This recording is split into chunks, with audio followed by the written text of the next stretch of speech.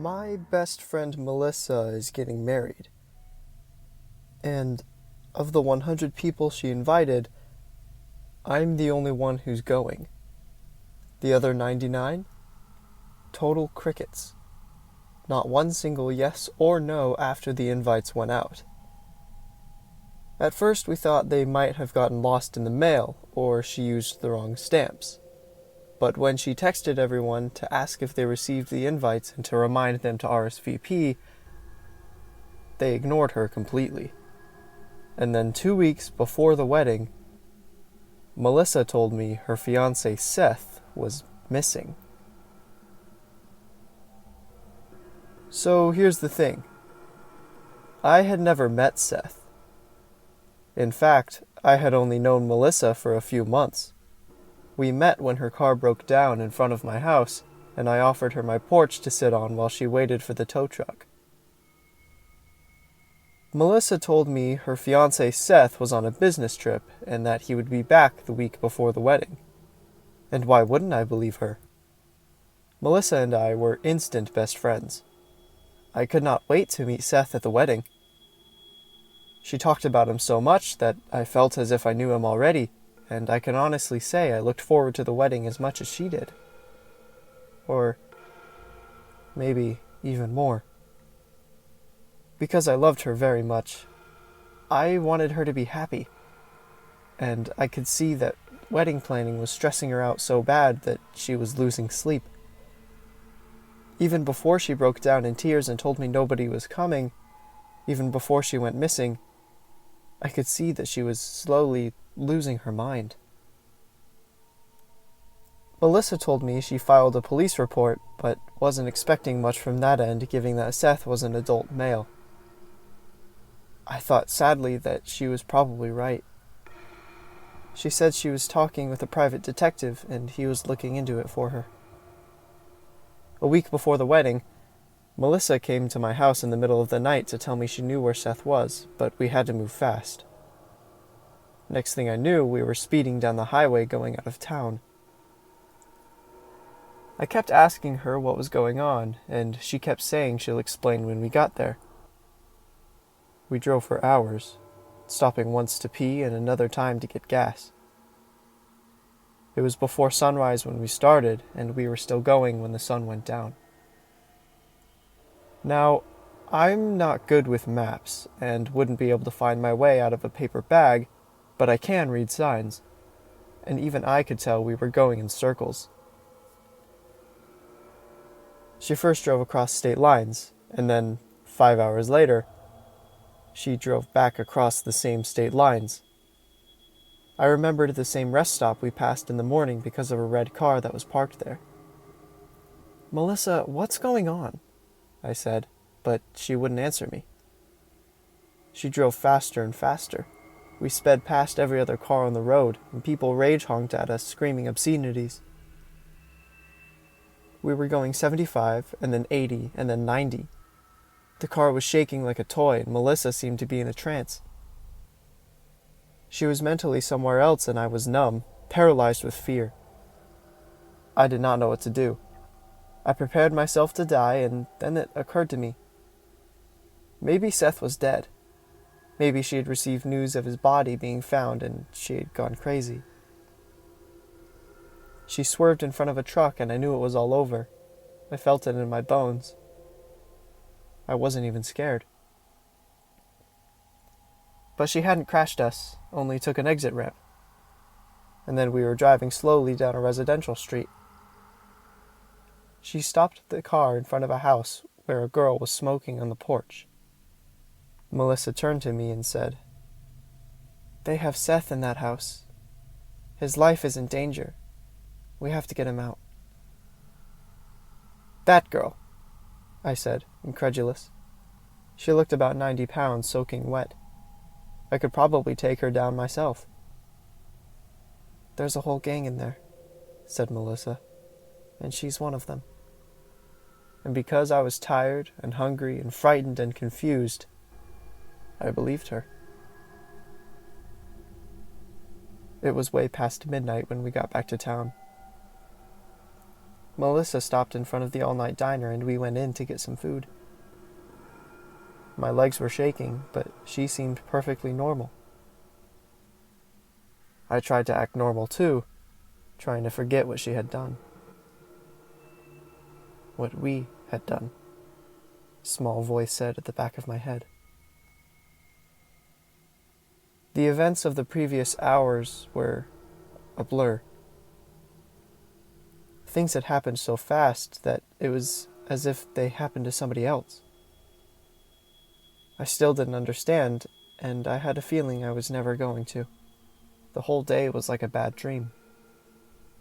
I felt faint as we sat down, and I pretended to peruse the menu.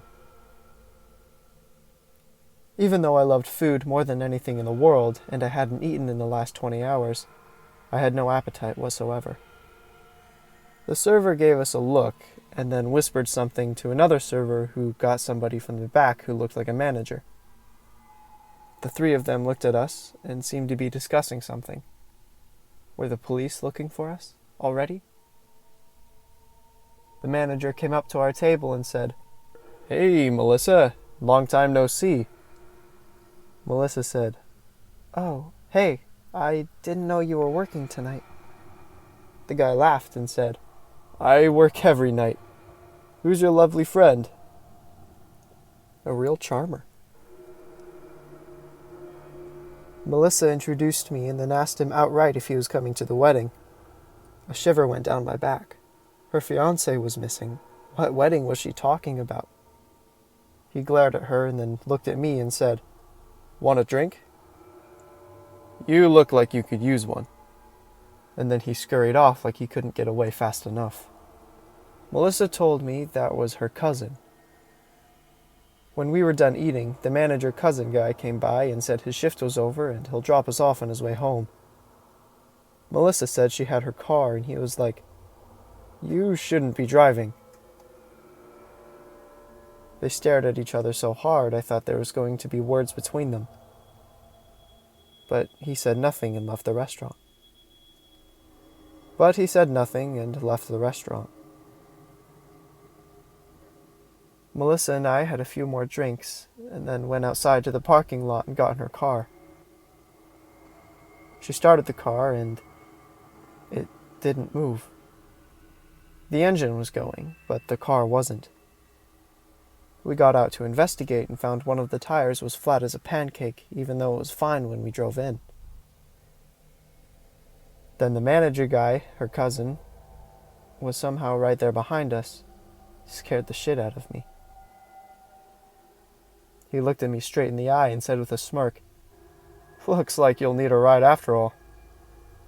He dropped Melissa off first. I followed after her because I didn't want to be alone with her creepy cousin, but Melissa went inside her apartment and slammed the door behind her as if she'd forgotten I was there.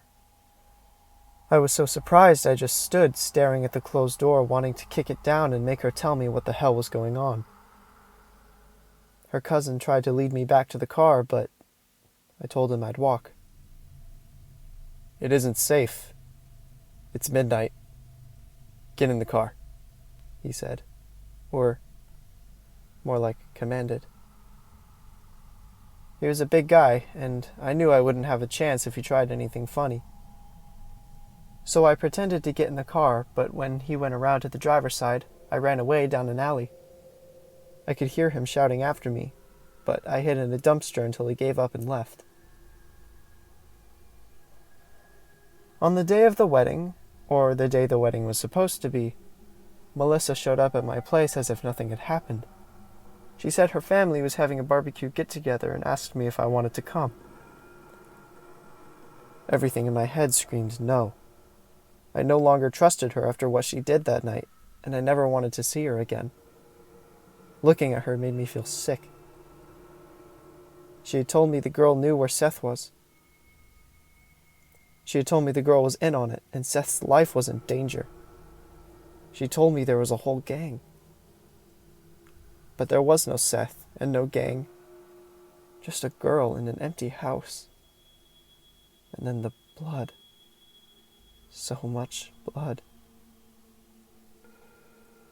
As the days went by, I had began to wonder and then suspect what exactly I helped Melissa do.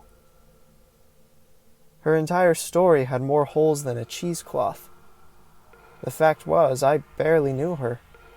She was a mystery to me, and it had been that way from the beginning. I hated her, and was beginning to be legitimately afraid of her, but something in my heart still belonged to her. Anyway, I was wildly curious to meet her family. Melissa's creepy cousin was there at the barbecue, in broad daylight, surrounded by adoring nieces and nephews. He didn't seem so bad, but I reminded myself neither did Ted Bundy. Everything was going fine until Melissa started talking about Seth and how the police hadn't done jack shit. To be honest, I was surprised nobody had mentioned it until then. Melissa was working herself up into a real rage, and everybody was like they didn't know where to look.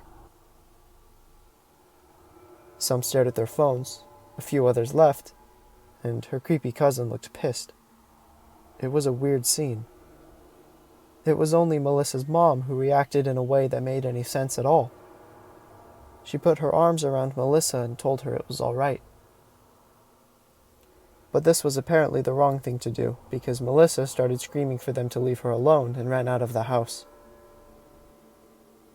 Her mom said, "Oh my God," and started going after her. But the creepy cousin stopped her and said, "Let her get it out of her system." "What if she gets in the car?" Melissa's mom said. "I have the key," the cousin said, showing her the key. "Thank God," said her mom. "It's the wedding day," Melissa's mom said. "It's like this every year." "Every year?" I said. "Last 3 years," her cousin said. Her mom said, "It happened 3 years ago. We thought she would get better, come around." "So Seth's been missing for 3 years," I said. Her mom stared at me while the others looked embarrassed and fidgety. "He's not missing," she said quietly. Her cousin said, "Melissa was driving. There was an accident, and he died on impact." "They're lying," Melissa said. "They think I'm crazy, but they're the crazy ones, and now you too." I had mentally prepared myself to ignore her stupid shit, and I did. I asked her to take me to the police station so I can see the missing person report she said she filed, and of course she refused. She said I had no right to ask her, which was true, and that she thought I was different, appealing to my vanity. But actually, I'm just like the rest of them. Since vanity didn't work, let's try guilt tripping.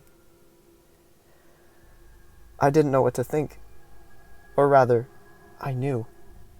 For in my obsession with her, I had allowed myself to do evil. And then, as if she read my mind, she said, "You better not tell anybody." And then she smiled. And that was how I knew she was not crazy. She was evil. "You did it on purpose," I said. "He was dead asleep when I put him in the car. It was too easy," she said.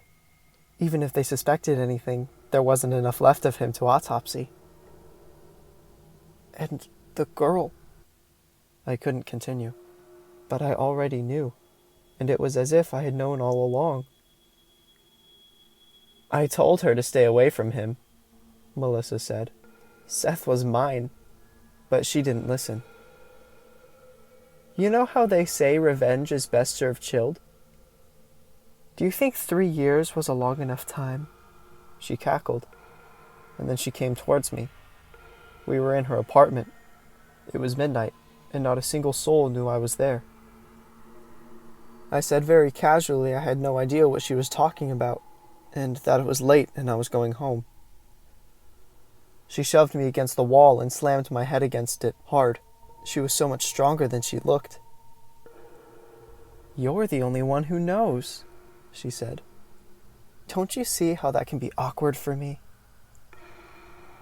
I thought of the girl that night, the look in her eyes when she saw Melissa, as if what she feared all her life had come true at last. And in the end, she had seemed almost relieved. I now knew how that poor girl felt.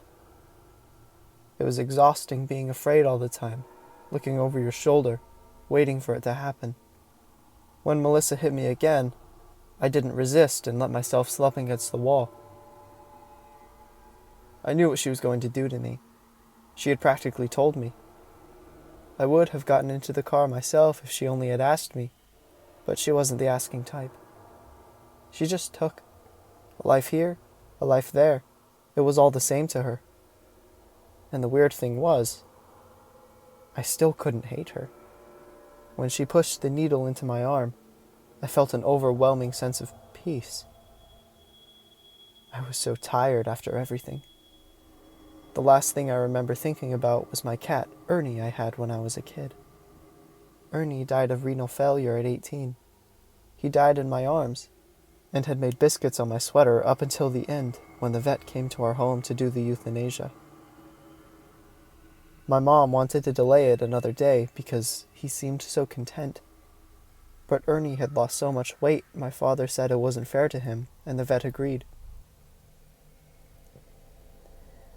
I remembered how peaceful Ernie looked afterwards, as if he was sleeping. And now, I thought, I will go be with him. It won't hurt at all, a woman's voice said. You won't feel a thing. She gave you just enough to make you sleep, Melissa's cousin told me. And you saved me, I said. Again. How did you know what she was going to do? I had been keeping an eye on her every night since you guys showed up at the diner, so it wasn't much luck as perseverance, he said. I knew she was planning something. I could tell. So you suspected her? All along. She killed my dog when we were kids, and I guess I saw through her, unlike most people. He told me he had been inside her apartment that night, and had used his phone to record her admitting she killed Seth. He hadn't expected her to try to kill me. But when she pushed the needle into my arm, he panicked and realized just as I did that she was fixing to do me what she had done to Seth. He fought her to the ground and told her he would tell the police who killed Seth. And then he took me to the ER to make sure I was okay. When he went back to Melissa's apartment to confront her again, the police were everywhere. Apparently, she had driven her car into the wall of the parking garage and died on impact. What about me? I said. What I did. His face became blank and stupid looking. I don't know what you're talking about. Melissa's gone. What more can justice ask for? You saw through her. It's funny you don't see through me, too. I see that she lied to you, and you fell for her shit just like all the others like I've been seeing my whole life. She was my dog's favorite human, and she killed her for nothing. But if I told you... But he didn't want to hear it. We've been married now for 10 years, and he still refuses to talk about it. I can feel him look at me sometimes, as if he was doubting his own eyes. One night, he told me I looked like Melissa. You were in love with her, weren't you? He said. Just a little accusing. She was my best friend, I said. No, I don't mean that way. I mean you really loved her. Like a lesbian thing, he said. I laughed. Did you just say like a lesbian thing? What are you, 14 years old? Maybe, I said, you were a little in love with her yourself. You know, like an incest thing. He didn't deny it. I mean, why else would you help her kill her fiancé? I said. See, 10 years is a long time. Long enough for me to have finally figured out some things. And she was the only one who knew, so you killed her. I went on. I bet If there had been anything left of her to do an autopsy on, they would have found some pretty interesting stuff. He didn't say anything, and neither did I. And so, we were even.